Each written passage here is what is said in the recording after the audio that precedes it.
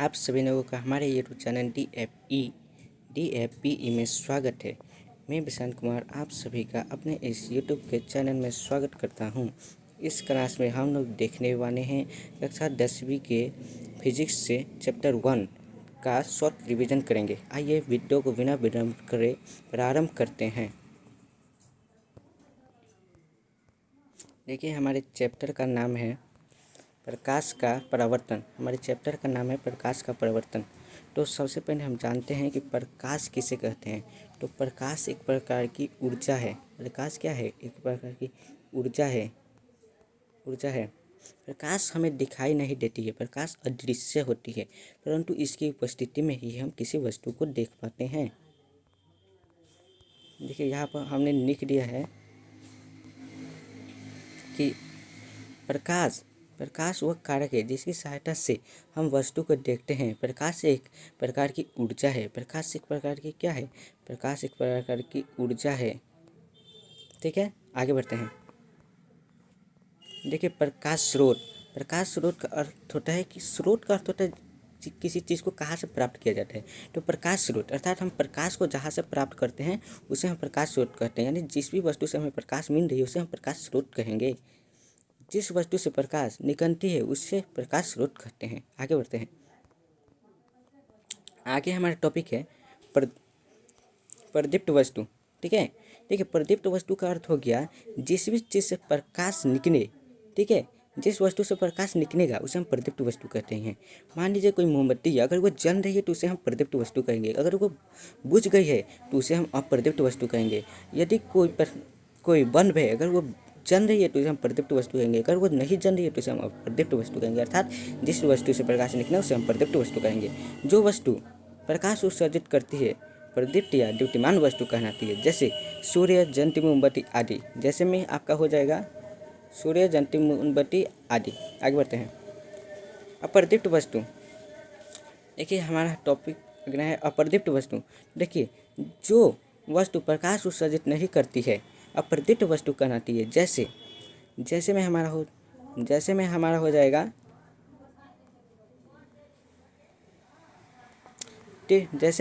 Table, कुर्सी।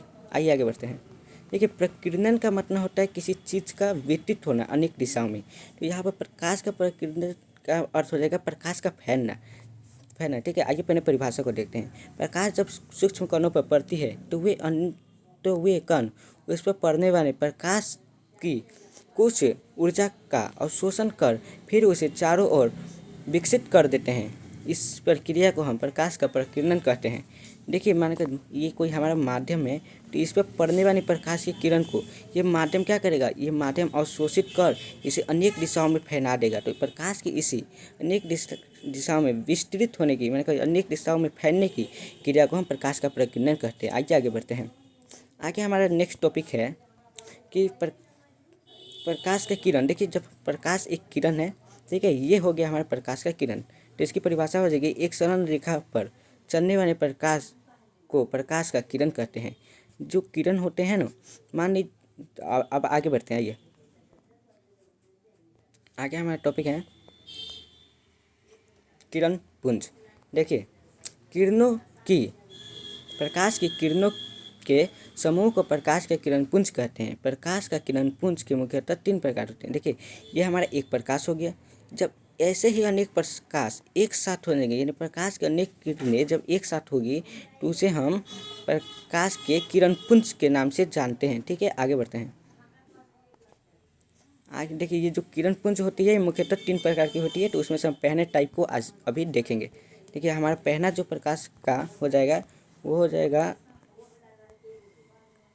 अभिसारी। देखिए, अभिसारी किसे कहते हैं? अभिसारी किरण पुंज।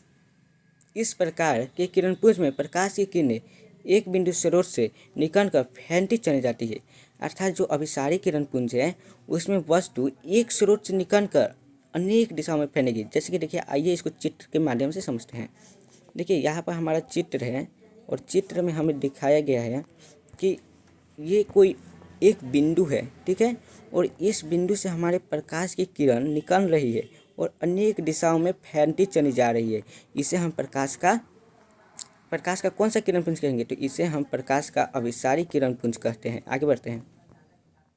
समांतर किरण पुंज, देखिए इसके नाम में ही है समांतर, ठीक है। तो देखिए समांतर किरण पुंज किसे कहते हैं। इस प्रकार के किरण पुंजों में प्रकाश की किरणें एक दूसरे के समांतर होती है। जैसे कि परिभाषा में लिखा, देखिए इसमें हमारी प्रकाश की किरणें होंगी जो एक दूसरे के समांतर गमन करती रहेगी, ठीक है। तो जब प्रकाश की किरण एक दूसरे के समांतर गति करती है तो उसे हम समांतर किरण पुंज कहते हैं। आगे बढ़ते हैं। आगे हमारा है अभिसारी किरण पुंज। तो भाई अभिसारी किरण पुंज किसे कहेंगे हम? देखिए अभिसारी किरण पुंज, इस प्रकार के किरण पुंज में प्रकाश की किरणें एक बिंदु पर आकर मिलती है या मिलती हुई प्रतीत होती है। यानी इस प्रकार की किरण पुंज में प्रकाश की किरणें अनेक बिंदुओं से निकल कर आएगी और एक बिंदु में मिलेगी। देखिए यहाँ से एक प्रकाश की किरण आई, यहाँ से एक प्रकाश की किरण आई, एक यहाँ से आई, एक यहाँ से आई, लास्ट में ये सब आकर एक बिंदु पर मिलेंगे। तो इसे हम अभिसारी किरण पुंज कहेंगे। जैसे कि यहाँ पर देखिए प्रकाश की किरणें अनेक अनेक माध्यम से आकर एक बिंदु पर मिल रहे हैं, जो बिंदु ये है, ठीक है। आगे बढ़ते हैं। देखिए पारदर्शी वस्तु, पारदर्शी वस्तु किसे कहते हैं, ठीक है। तो देखिए पारदर्शी वस्तु वे पदार्थ जिनसे होकर प्रकाश आसानी से पार कर जाता है, पारदर्शी पदार्थ कहलाता है। जैसे कांच, पानी जैसे में आपका हो जाएगा कांच, पानी, ठीक है। देखिए इसको समझने का प्रयास करते हैं। मान लीजिए ये कोई हमारा वस्तु है, ठीक है, और ये हमारी प्रकाश की किरण हो गई और ये हमारा प्रकाश का किरण हो गया। देखिए ये किरण यदि इस वस्तु को पार कर जा रही है तो ये वस्तु पारदर्शी होगी।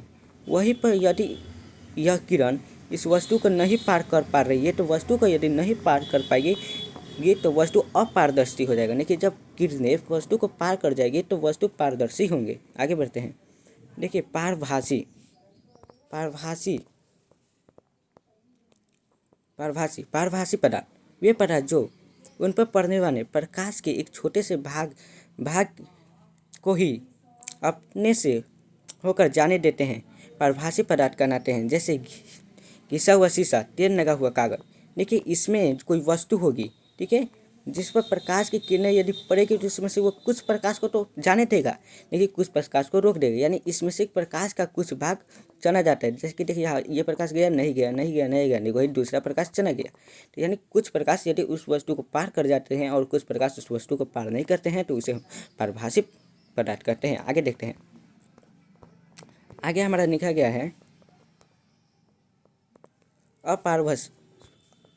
अपारदर्शी पदार्थ वे पदार्थ जो प्रकाश को अपने से होकर नहीं जाने देते हैं, अपारदर्शी पदार्थ कहलाते हैं। जैसे में आपका हो जाएगा बच्चों लकड़ी, लोहा। मान लीजिए कोई आपके सामने कोई लकड़ी की एक मेज है, ठीक है, तो क्या उस पर प्रकाश की किरण पड़ेगी तो वो उस पर जा पाएगी? नहीं, वो इस किरण को अपने से टकरा कर परावर्तित कर देगा। यानी किरण जो है वो उस साइड नहीं जा पाएगी, दूसरे साइड नहीं जा पाएगी। तो जो वस्तु प्रकाश की किरणों को, उस पर पड़ने वाली प्रकाश की किरणों को दूसरे साइड नहीं जाने देता है उसे हम अपारदर्शी पदार्थ कहते हैं। आगे बढ़ते हैं। आगे हमारा लिखा गया है प्रकाश का परिवर्तन। देखिए ये मेन टॉपिक है इसका, ये VVI है, इसको आपने याद कर लीजिएगा, ये VVI है, ठीक है। देखिए प्रकाश का परिवर्तन किसको कहते हैं। ये मान लीजिए हमारे कोई माध्यम है, ये एक सतह हो गई, ठीक है, ये हमारा क्या हो गया, एक सतह हो गया। इस पर प्रकाश की किरण ऐसे पड़ी तो ये क्या करेगा, इस प्रकाश की किरण को परावर्तित कर देगा। यानी उस पर पड़ने वाली प्रकाश की किरण टकरा कर वापस उसी माध्यम में लौट जाएगी। तो यानी जब किसी वस्तु से प्रकाश की किरण टकरा कर वापस उसी दिशा में लौट जाए तो उसे हम प्रकाश का परावर्तन कहते हैं। आइए परिभाषा देखते हैं। प्रकाश के किसी वस्तु से टकराकर लौटने को प्रकाश का परावर्तन कहते हैं। आगे बढ़ते हैं। आगे हमसे पूछा गया है कि किरण आरेख। देखिए प्रकाश किरणों का पथ दर्शाने वाले चित्रों को किरण आरेख कहते हैं। देखिए मान लीजिए हमारा प्रकाश है, ठीक है, प्रकाश है, तो इसके पथ को जो दर्शा रहा है, इसका जो पथ है उसको दर्शाने वाला जो डॉट डॉट बिंदु है यहाँ पर, इसको हम किरण आरेख कहेंगे, ठीक है। आगे बढ़ते हैं। देखिए प्रकाश के परावर्तन है तो उसके कुछ नियम होते हैं, ठीक है। No of the reflex of light, ठीक है, नो ऑफ रिफ्लेक्स। देखिए प्रकाश के परावर्तन के नियम तो प्रकाश की किरणें यहाँ पर देखिए, प्रकाश की किरणें किसी सतह पर पड़कर जिन नियमों का पालन करते हुए उस सतह से परावर्तित होती है, उन नियमों को प्रकाश के परावर्तन के नियम कहते हैं। इस नियम को समझने के लिए कुछ पदों की व्याख्या आवश्यक है। देखिए, प्रकाश का जो परावर्तन है, मान लीजिए ये कोई हमारा माध्यम है, इस पर प्रकाश की किरण पड़ी तो वो ऐसे ही तो नहीं परावर्तित हो जाएगी, उसका एक नियम है। ठीक है, तो परावर्तन के नियम यानी प्रकाश की किरणें किसी माध्यम पर पड़ के वो किस प्रकार से परावर्तित होगी, इसके नियम को हम प्रकाश का परावर्तन का नियम कहते हैं। आइए इसके लिए कुछ इस नियम को पढ़ने से पहले हमें कुछ महत्वपूर्ण बिंदुओं को देखना है, कुछ शब्दों के अर्थ को जानना है। आइए हम उस शब्दों को देखते हैं। देखिए, हमारा पहला शब्द जो है वो है आपतित किरण। तो आपतित किरण किसे कहते हैं भाइयों? तो आपतित किरण, देखिए आपतित किरण किसे कहते हैं? तो देखिए, किसी सतह पर पड़ने वाली किरण को आपतित किरण कहते हैं और इसी से एक जुड़ी आपतित किरण कहते हैं। मान लीजिए ये कोई हमारा सतह है, ठीक है, और इस पर ये एक प्रकाश की किरण पड़ रही है। तो ये जो किरण इस सतह पर पड़ रही है, तो इस किरण को हम लोग क्या कहेंगे? इस किरण को हम लोग आपतित किरण कहेंगे। आगे बढ़ते हैं। देखिए, आगे हमसे पूछा गया है आपतन बिंदु। तो आपतन बिंदु किसे कहेंगे? तो जिस बिंदु पर आपतित किरण सतह से टकराती है उस बिंदु को आपतन बिंदु कहा जाता है। जिस बिंदु पर आपतित किरण सतह से टकराती है उससे आपतन बिंदु कहते हैं। उसे होगा यहाँ पर, उसे आपतन बिंदु कहते हैं। चलिए, मान लीजिए ये कोई हमारा सतह है, इस पर किरण आई, तो ये किरण जो है इस सतह की जिस बिंदु से टकराई है, ये वाला बिंदु जिस बिंदु से ये टकराई है, उसे हम आपतन बिंदु कहेंगे। आगे बढ़ते हैं। देखिए, परावर्तित किरण किसे कहेंगे? तो देखिए, जिस माध्यम से चलकर आपतित किरण सतह पर आती है उस माध्यम में लौट गई किरण को परावर्तित किरण कहते हैं। मान लीजिए हमारा माध्यम है, ठीक है, इस पर ये आपतित किरण आई, जो इस बिंदु पर आई, ये आपतन बिंदु है। इस बिंदु पर किरण आपतित हुई तो ये हो गया है हमारा आपतित किरण।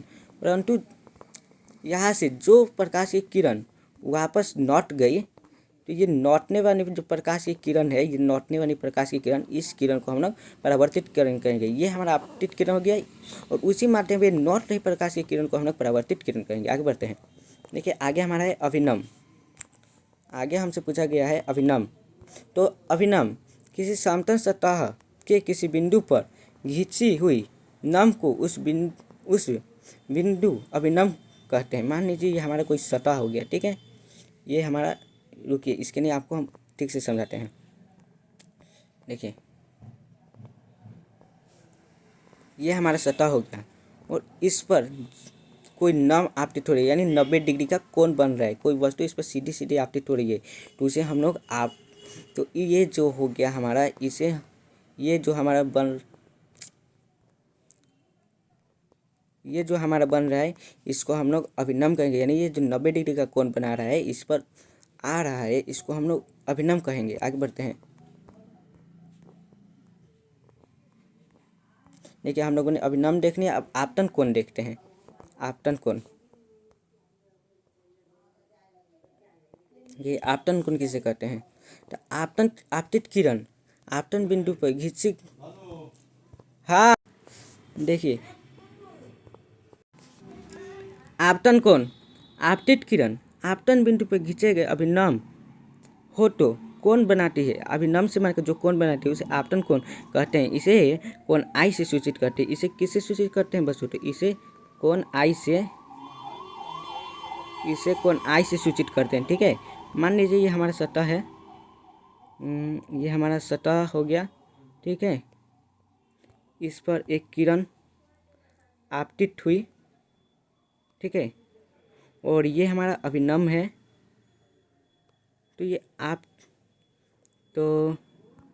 आपतित किरण और अभिनम के बीच एक कोण बन रहा है, इसी कोण को हम लोग आपतन कोण कहते हैं। आप लोग आपतन कोण समझ गए।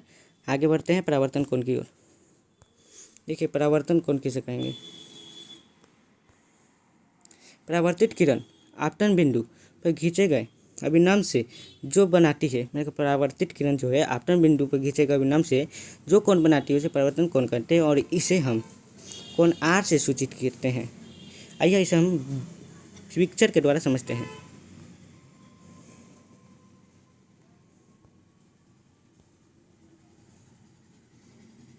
ये हमारा पिक्चर है, ये देखिए ये हमारी अभिनम हो गई, ठीक है। और ये देखिए ये आपतित हो रही है, ये हमारा आपतित किरण है। और ये हमारा परावर्तित किरण है, ये हमारी परावर्तित किरण है, ठीक है। तो देखिए और ये देखिए यहाँ पर एक कोण बन रहा है, ठीक है। इस कोण को हम आपतन कोण कहते हैं। और ये देखिए परावर्तित किरण और अभिनव के बीच एक कोण बन रहा है। इस कोण को हम लोग कोण आर यानी परावर्तित कोण कहते हैं, परावर्तन कोण कहते हैं, ठीक है। और ये हमारा आपतन कोण हो गया, देखिए। और ये जो है इसे हम दर्पण कहते हैं। और यहाँ पर इसको कनई किया गया है क्योंकि जो दर्पण होता है एक साइड से रंगा हुआ होता है, ठीक है। और ये जो बिंदु है यहाँ पर, इसको हम लोग आपतन बिंदु कहते हैं। आगे बढ़ते हैं। देखिए प्रकाश के परावर्तन के नियम को हम अगले क्लास में देखेंगे। आज के लिए बस इतना ही।